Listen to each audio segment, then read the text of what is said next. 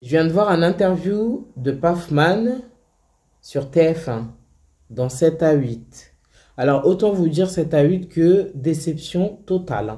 Je ne comprends pas l'intérêt de donner la parole à ce genre d'individu, connaissant l'influence négative qu'il a sur la jeunesse d'aujourd'hui, en fait. La jeunesse, elle n'est pas assez en perdition pour qu'on donne la parole encore à ce genre de mec. Il y a une jeune femme qui relate anonymement dans l'interview qu'elle a été victime de Pafman, qui lui avait proposé d'aller regarder un film.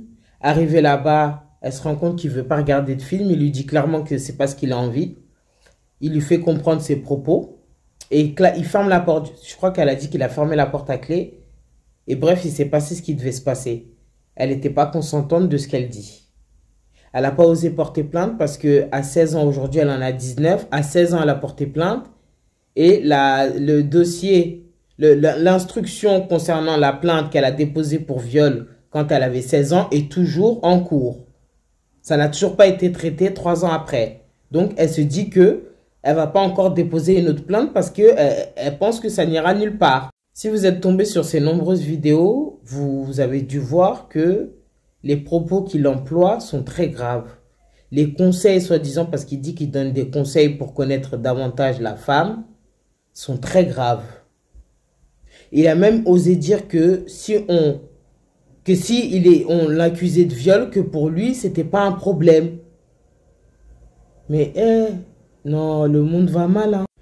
Je me suis toujours demandé ce que sa famille en pensait, parce qu'aujourd'hui, même si tes parents n'ont pas TikTok, il y a quelqu'un de ta famille qui a TikTok, c'est sûr. Donc, je me suis toujours demandé comment se faisait-il que lui, il arrivait à s'exprimer sans représailles de sa famille, en fait, sans que quelqu'un lui bloque son téléphone.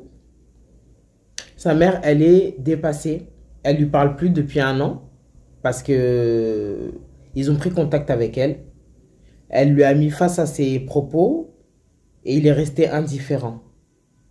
Il a une grande sœur aussi. En fait, la famille est dépassée. Donc maintenant, même sa famille ne lui parle plus. Ils ont dit dans l'interview qu'il payait plus son logement étudiant et ils ont osé l'interviewer pour qu'il se justifie.